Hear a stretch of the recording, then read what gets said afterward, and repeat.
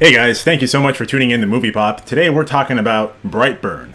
This is the new film by, it's a new film produced by James Gunn and James Gunn's brother and nephew, I believe. This is what would you call it, Lawrence? Like a horror? I think it's a sci-fi horror. I think that's fair. Yeah, this film. It's weird because it's not very sci-fi. It's not very. I mean, it is horror, but it's not very horror. But it's definitely that category, because it deals with sci-fi, Right. and it definitely deals with horror. So it's like, what else could it be? You know? Yeah. I think it's a good place for us to start. What were your expectations going into this film? Because I think that talking about that will kind of give a little bit of background to my final impression of the film. I kind of went in pretty neutral. I wasn't expecting like the best film, and I had decent expectations for, James Gunn being a part of this. So I was like, okay, Yeah. I think it's going to be, he's made decent movies before, and this is probably going to be another decent one. Yeah. So I was kind of in the middle, not high expectations, but not super low either. Yeah. For myself, I guess it was kind of a mixed bag. I think from the onset, I was very intrigued by the concept of the film, and after viewing it, I'd have to say I'm still intrigued by the concept, and I think the concept really is what really holds this film together. I'm kind of confused as to what exactly I watched, because I was hoping that this concept would kind of be elaborated on and we really kind of get like a mythology behind the character and come to see his descent into evil.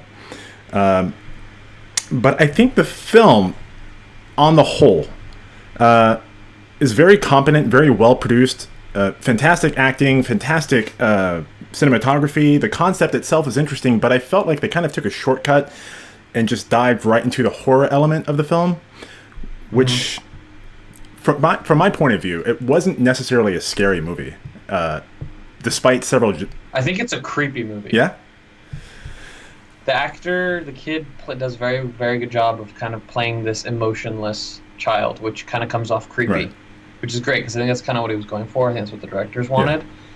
He comes off as, yeah, and I feel like it's a switch because in the beginning of the film, he's not like that. It's kind of like a switch gets flipped. I went in with good expectations because I thought it was very unique that they're kind of taking the Superman idea and turning it on its head. So that kind of drew me in. Yeah. That was, that's what I want to say. That kind of drew me in initially. That's why I was kind of like neutral / decent expectations for the film because I was like, it's pretty. I mean, it's not unique, but it kind of is because it's like Superman hasn't ever. I mean, it's just basically a Superman story turned on its head. So it's kind of like a unique spin on something that already exists. Yeah. But it's clearly very different. Like this is not based on those films at all. Obviously, it's just. Yeah, it's an original screenplay. It's a horror parody of the Superman story, and I thought that. That was very interesting and very unique, and I like that. And I wish that we would have had a bit more exploration. I agree. Yeah, not necessarily for like backstory and world building. I don't think that's necessary, but more just kind of seeing the character have a gradual descent into madness. And they kind of like played with it a little bit. Like there is a scene in the movie where he does something to one of his schoolmates, and he's in the principal's office. Or rather, sorry, not the principal's office. He's in the counselor's office, and she's trying to see if he has any remorse for what he's done, and he just kind of goes off on a monologue about him being superior to everyone. And of course, the counselor doesn't know necessarily what he's talking about, but we know that's him kind of detailing his. It's kind of scary because he does it with like everything he says in the movie is without emotion. So he's like, "Well, I'm just superior." So. I would have loved to see him, No, express that more and kind of let the audience get a grander feel for what his mindset is. And it felt like they kind of went for a cheap shot because that little spaceship that was hidden was the impetus for him, his descent into madness. I feel like he is a character of few words, which is why I think they don't do that very much. And he is, I think his actions kind of speak more than anything he says throughout the film. So I feel like he doesn't need to talk much, but I kind of do agree. It'd be nice to see that progression a little bit more. Yeah. Like I said, it's kind of like a switch. Right. Yeah.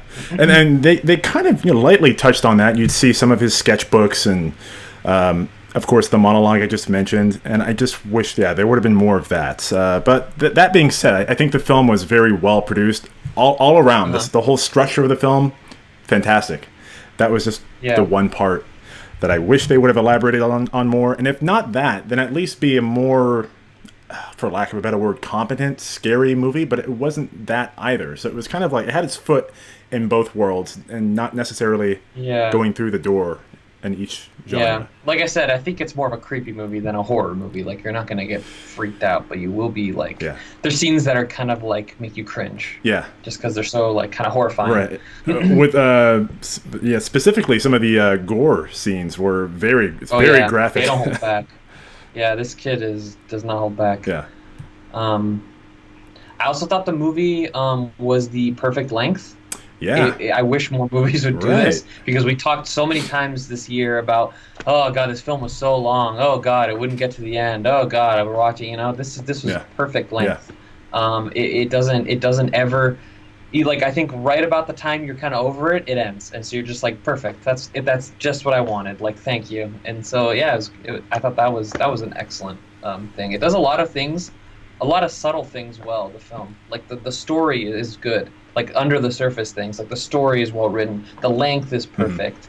A lot of the scenes, they get to the point. There's no wasted time in the movie. Every scene has a purpose. Yeah, like good things like that. I like that they did that. It's awesome. Yeah, I agree. The runtime I was surprised to see before I went in was an hour and a half, and I'm like, there's not too many films that do that these days. So it really helped keep the narrative very focused. It doesn't feel rushed.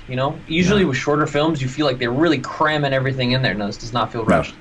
You feel like you're watching a 2-hour film. You feel like every point is hit on. Yeah, yeah. And something I think you probably liked a lot was towards the end of the film. There is no clues or leading into a possible sequel.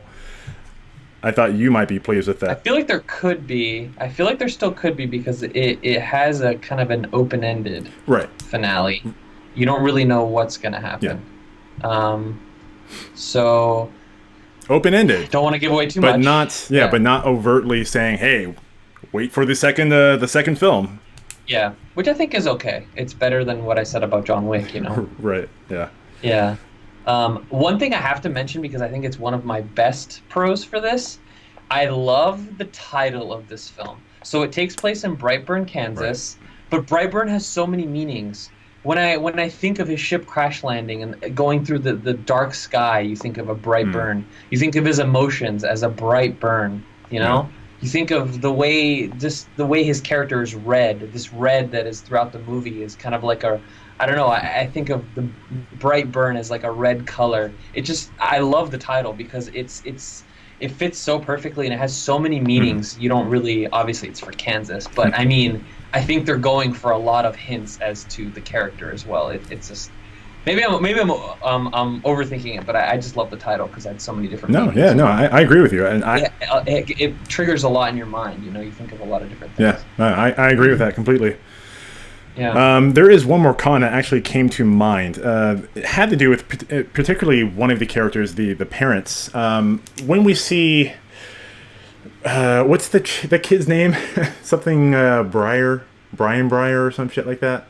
Brandon Breyer. Brandon Breyer. The main kid. Yeah, when he starts to manifest his powers and starts going off the deep end, I kind of took issue with a mother not really coming to the reality of it, and there were certain sequences where I was like, dude, lady. I want to talk about this more, but it's going to kind of go into spoiler territory. Right. But yeah, it's so frustrating. Yeah. Some of that stuff is just... Yeah, the dad, he caught on very quickly, as he should. Yeah. Another thing, going back to the Brightburn thing, I like how his initials are BB for Brandon Breyer. Brightburn, BB also. Such a good title, dude. Such a good title. If there's one movie that has a great title this year, that's the one. I'll talk about some cons, because I've kind of been very loving towards this movie so far.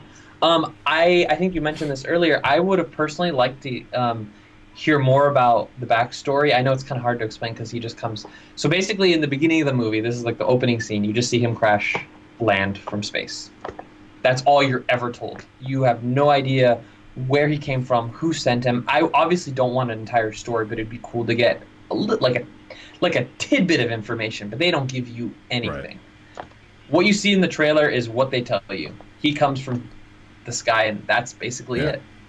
You know, I would have liked to maybe they go into a ship and they find out, oh, something happened.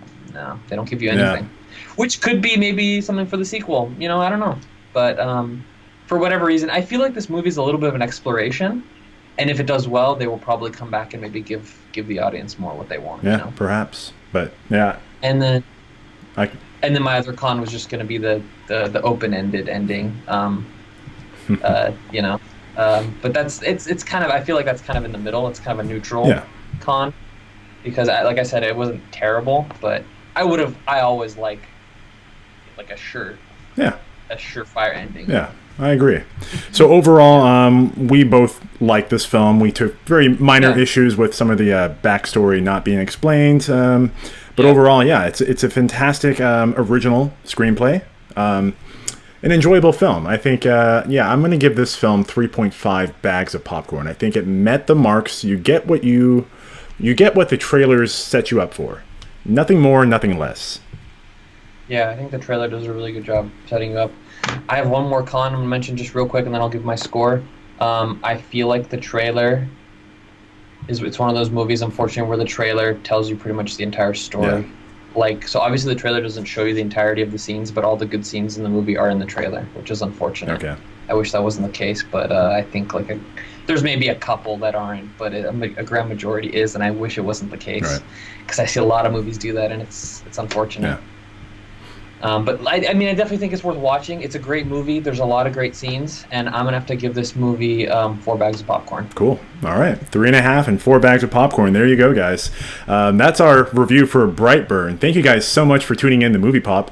Please make sure to follow us on Instagram at Movie Pop Official, on Twitter at Real Movie Pop, on Facebook at Movie Pop, and of course on Minds at Movie Pop. You guys know the drill. I say this every time. Just any support you want to give us is great. We appreciate it a lot. We'd like to get just have a dialogue with you guys in the comments. Tell us anything you like about the movie, anything you like about our channel that you want us to change, anything to improve upon. All that stuff helps us a lot. And as always, thank you guys for watching. Thank you guys.